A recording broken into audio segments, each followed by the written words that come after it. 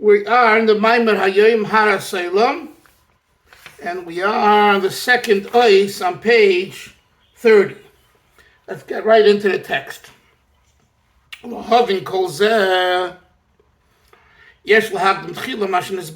need to preface what we discussed earlier. What did we discuss earlier? The Rebbe says, the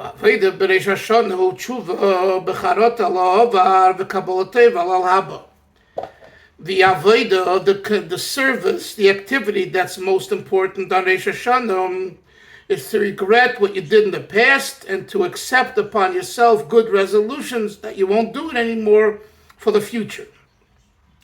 And we emphasize the primary focus is on Kabalas, that the resolution to be better in the future should come from a perspective of Kabalas. Kabalas means accepting the yoke of Hashem. Whether you understand or you don't understand and all that, basically you should that should be the focus. Okay? He says the Kabalas el de Rosh Hashanah choluk ma Kabalas el de b'chol Hashanah. And the Kabalas el of Rosh Hashanah is different than the Kabalas that we talk about, that's necessary for a yid to have throughout the year. And he says, what's the difference? Shehurak b'avodah mamish, the Kabalas throughout the year, the emphasis is on action. Regarding the three garments of the soul: thought, machshava, dibra, speech, and mice in action, which are below the inner faculties of midos, of emotions, and emotion. In other words, what psychology calls behavior modification. Behavior. Change your behavior.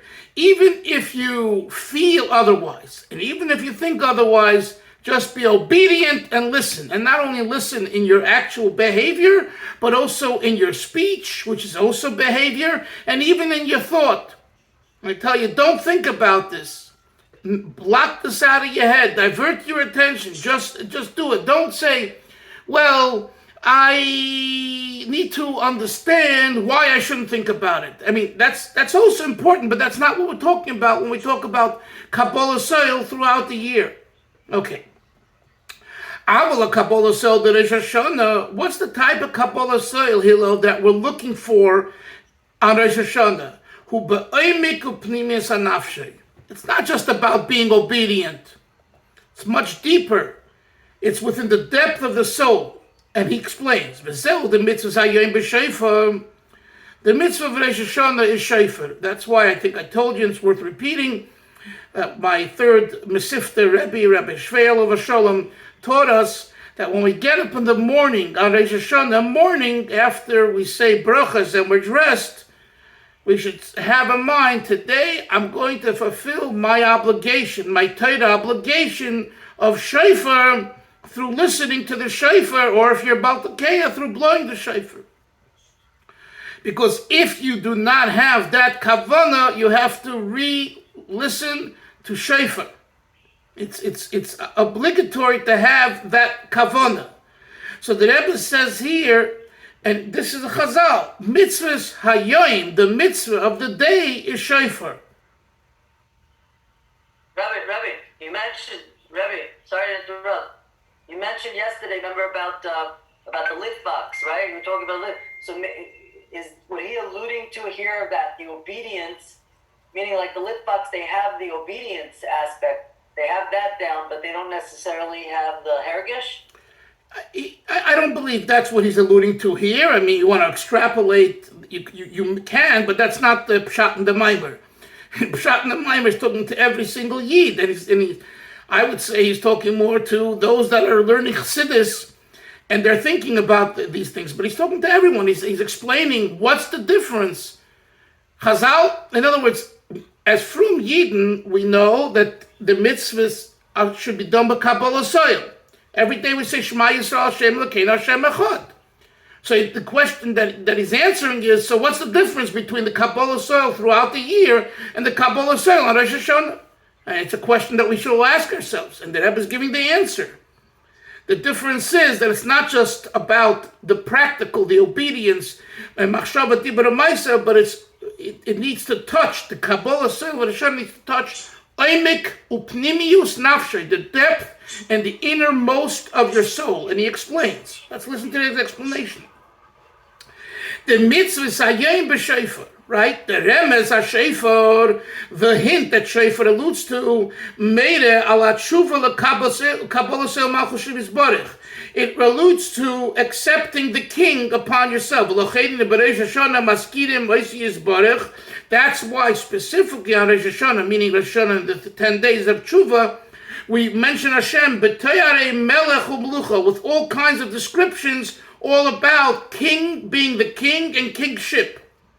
The Geshem shebetchilas habriya yehine bereish hormonusa de malka golef glifu b'yitiri yilom. Just as in the beginning, Hashem inscribed kind of himself the concept of melech. Bereish umnosa de malka, he explains. Perush, bereshus, over here, beresh means bereshus. Bereshus uretzayin hamelech, with the permission and the will of the king, of God.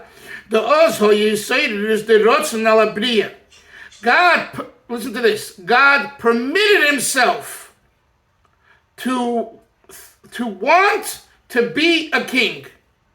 And what does that mean, Hillel? What does it mean that Hashem permitted himself? What that means is the following. In order for a melech to want to be a king, he needs to evoke in himself the idea that I want to be a king. He could have subjects bowing to him and giving him their word that they want him. And he says, I'm not interested, as we say in good old Yiddish, wird dir gut nicht helfen. It won't help you at all. It won't help you. So first the melech has to decide within himself that I want to be king. And that's what it says. Bereish hormonosa de malka. Bereshus rotzayin melech. The king permits himself and desires being king. The ozho yisayir the rotzen al abriya. At that point, there was an arousal by God himself, by Hashem, to want a creation. He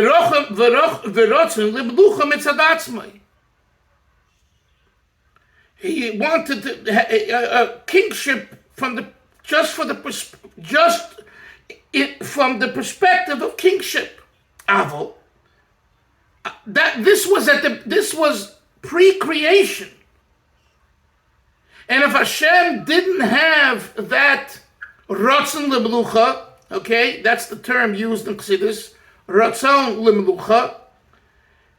Melucha can never be. Like I told you, if the king or the president doesn't want to be president, scream from today to tomorrow and show him how much you care, he still is not interested. So when we talk about our subservience to Hashem each Rosh Hashanah, and we say to Hashem, we want you as our king, and we'll behave better, right, and all that, that comes only after he decided that he wants to be king. Rabbi Dalton, can I suggest something? Sure. On this, that he permitted himself, Ratzon? It's based on something I read in Arya Kaplan's books, that when we say that HaKadosh Baruch Hu, we can't say that HaKadosh Baruch Hu needs, and we can't say that HaKadosh Baruch Hu wants, in the fact that HaKadosh Baruch Hu is perfect and he is lacking nothing. If he is lacking nothing, what's to want? So to say that he permitted himself a Ratzon is perhaps a workaround that Hashem is perfect, that he is complete. And if for a being that's complete and perfect, to have a want indicates that there's something which Kaviyachal might be missing. Well, this is a long discussion in Chassidus. A lot of discussion about this. But Bekitzur, It's not the want the way the want is by us. That's the difference between God and us. God's want is because he decided he wants. So it's coming from him. And it's coming from him as he is God in his wholesomeness and completion. There's nothing lacking, but nevertheless, he decided to want. So if that's what you're saying, if that's what Kaplan is saying, then it's the same idea that's brought in Chabad Chassidus. If that's not what Kaplan is saying, then I guess it's another idea. So it's not. I think it is what he's saying. Okay. Let's continue. But now, once the world was created,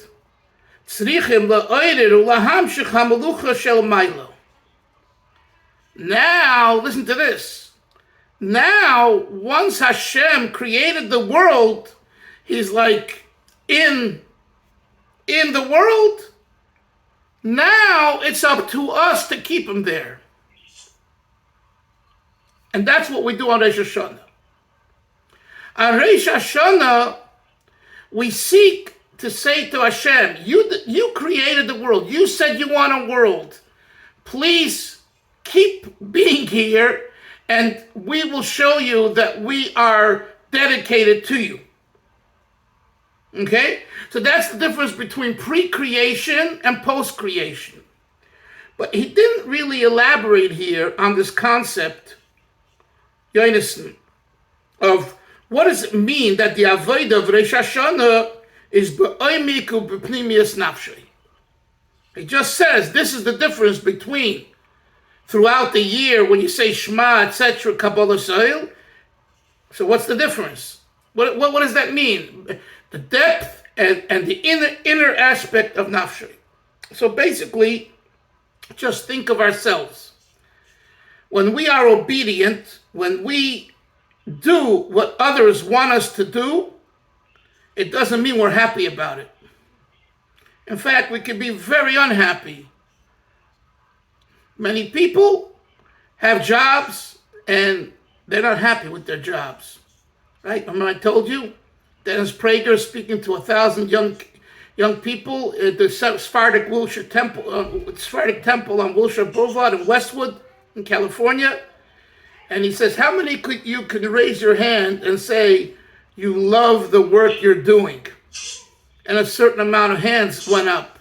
And then he said, and how many of you can say I love the work I'm doing and I'm getting paid for it as well? Less hands went up. So think about that in Avodas Hashem. To be able to say, I enjoy putting on tefillin. I enjoy learning.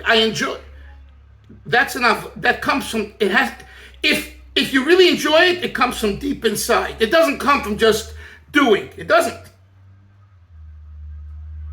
Remember I told you also, when my son, who when he was a teenager, and he needed help in Gemara, so I was davening at the Square Steeple in Borough Park.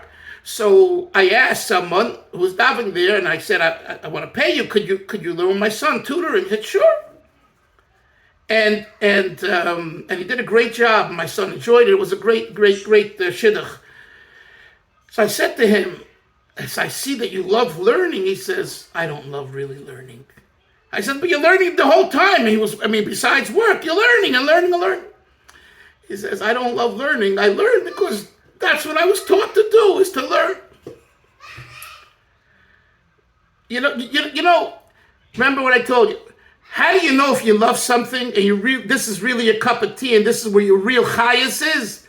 It's what you do between hours, between the innings. Do you stretch between the innings? Or are you studying the scorecard? What did he do and what hand, You see on the football, now the football season, how on the sidelines, the entire time, the coaches, not the guys in the back are drinking beer and just laughing and goofing off. But those that are doing they're studying, even if they're on top, they're involved. Lahavdil, the same thing is with Torah and Yiddishkeit. It's not about just doing. And I just for a moment, and this is so important to communicate to the younger generation, children, grandchildren, that whatever you do, get involved and get involved completely, and because then you'll develop whatever you're doing a geschmack, a pleasure and delight, and it's coming from your innermost. And then once you develop that, you don't have to worry that that's what you do because that's what you enjoy doing, and that's what he's saying over here. That Rosh Hashanah is not just accepting Hashem. Hashem, you're the king, you're the melech, you're the creator, and you give me life, and you give me parnasa, and you gave me a good family, and you protect me, and all of that's true. But that's not, you don't need the Rosh Hashanah for that. Every day, as a believer, that's a Jew is a believer, and a frum yid, and a person who learned a little Torah knows that. So what's the chiddush of Rosh Hashanah? The chiddush of Rosh Hashanah has Hashem become by you your geschmack, your pleasure, your party time is with God.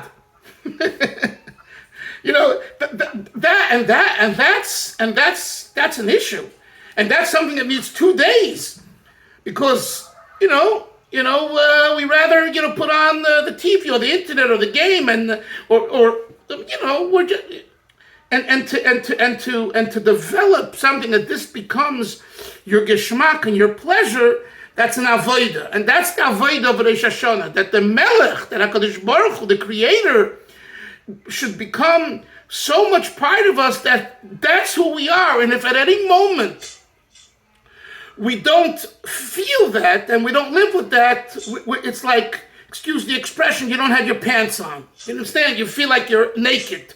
You feel like, oh, I'm empty. You understand? It's that intensity of Avodas Hashem that we seek. So Rosh Hashanah is not just about doing. It's such a mistake, because that's what so many people think about. And again, for those people that don't know, much, and listen, it's about the doing, listening, okay. But for us, who are knowledgeable when we learn, you have to ask yourself, what's the difference? And the Rebbe over here, in a few brief words, expresses it through the words, Be'oimek nafshoi upnimius, right? Hu be'oimek upnimius, aval hakabalasel, the Rosh Hashanah, hu be'oimek upnimius nafshoi. And this, yes, Hillel. I just want to comment, since you brought up the example of football. Yeah. Something that I have a particular weakness for.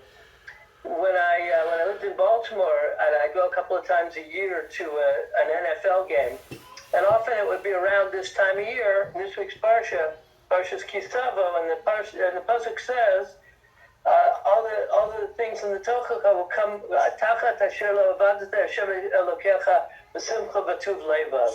Because you didn't serve God with joy and tuv levav. So the Arizal says on that you didn't show the same enthusiasm in your avodas Hashem, right, as you showed in doing other things. So one of the ways that I managed to sort of reconcile this is like those two dimensions of me inside me was, the sense of abandonment and the sense of joy and dedication when I get into the game. So that would be that's what I've aspired to at Rosh Hashanah. So fine. That's whatever works. But really, for one person it's football, and for the other person it's golf, and the third person it's just going to a library. There are people who are bookworms, and when they go into a library or they're going to a bookstore, it's like they're not there. They're in a different planet, because they have So whatever the geschmack is,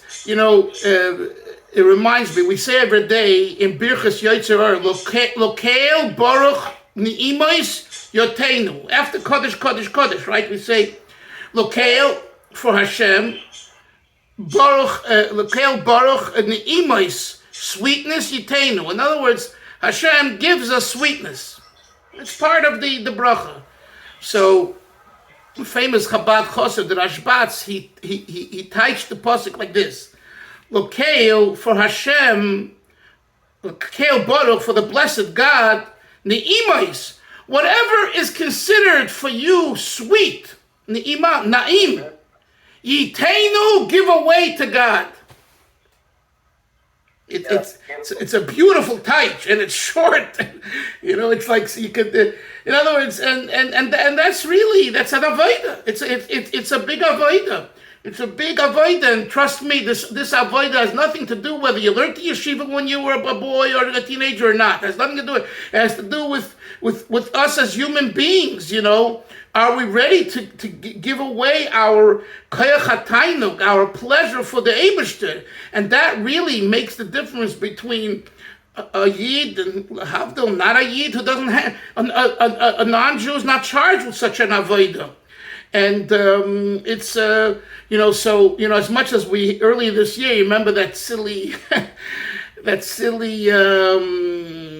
TikTok or something from the beer, the Rush beer. Remember that guy? He did the commercial where he had a beer and he said, and I'm gonna learn a geschmack, a piece of Gemara with this beer. And it went viral. And on one hand, you could laugh, like, come on, you're drinking beer while you're learning Gemara, but at the same time, look at the positive. That look at the geschmack. He finds geschmack in learning a piece of Gemara. Okay, the issue that you're drinking beer at the same time, a chassid wouldn't do that. They do it, but I'm saying a real chassid, that wouldn't be the hasaga, the mindset of a chassid. But I don't want to go. That's not the point. Let's look at the positive, that a person has such geschmack from learning a piece of Gemara, or like the Brisker would say, and I've told you this also. Yeah, right.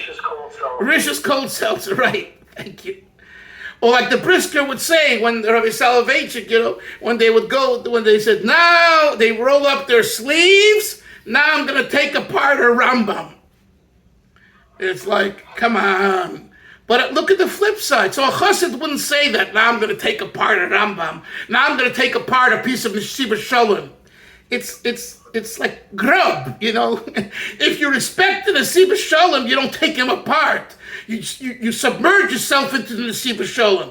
But that's for another time. The point is, what do we? I'm going to take apart a Rambam. My life is Rambam. Like Rabbi Soloveitchik would say, when I sat with my father or my grandfather and we sat and learned, who was there? Abaya and Rava and the Rashba and the Rif, and they were all at the table. There's a level of learning, and that these things become really real. So in the language of Chassidus, the Baal Shem Tov, the Baal Tanya, the Tzadikim, the Chassidish Rebbes, it's to make the Avodas Hashem become who you are, to have the same geschmack. When you daven, especially the Rosh Hashanah Yom Kippur, it's the quality, not the quantity. The quality of a davening. And guess what? It could be that 99% of our davening will be just robotic. But if there's 5 minutes or 3 minutes or a minute that we sense a sense of higher than ourselves, and we allow Hashem in, and He becomes for that minute or 2 or 3 or 4 our pleasure and delight, you scored a point. You've done very well. It's an avodah. Okay, what time is it? It's about 3:50. I just want to ask you about one word. This word that he said several times, hur menusa. Does that mean like rain? Hur menusa is, look at note number hey, he says, Bereshus HaMelech, Hur menusa, the Malka. So Hur menusa is Bereshus. In the beginning, I touched it, Bereshus, HaMelech, Chokach Kika B'tiri Yilo. Okay, Chevra, we'll learn Mitzvah Hashem next week. Have a great Shabbos. It's Shabbos Slichos. Shabbos Slichos. Don't forget, it's Shabbos Slichos. In Chabad we say, "Medaf arayin, da shokel in sich zu Slichos." You gotta shake yourself into Slichos. So they would verbring before. So Shake your way into Slichos. Yes, Moshe. Yeah, I forgot. Someone said to me, I don't remember who it was, this past week, was asking me about that in Chabad, we know there's minig. I don't know if it's a minig, but It's not a minig. It's not a minig. You know. But it's done. Eh, It's done. The we would have not known about it, but the Rebbe, years ago mentioned that I guess in Russia it was that way. Chassidim before Slichos, it's the opening, the prayer for the Yom Ha'Noraim. They prepared themselves for the good Farbrengen, and they said L'chaim, and Mamela, they were shaking and dancing. So to say it's a minig, and if you don't do it, you're violating the minig. No, but it's become. The point is, it has become popular in the sense that many Chabad shuls Chevra will congregate before and do it. In Crown Heights, you can walk in the streets an hour before Slichos, and you'll hear Farbrengens from houses here and there. And then, if you take a look at some of the videos, you'll see people really dancing before Slichos. I mean, intense. And you could sometimes you notice that they took a little Hayom, and then afterwards. But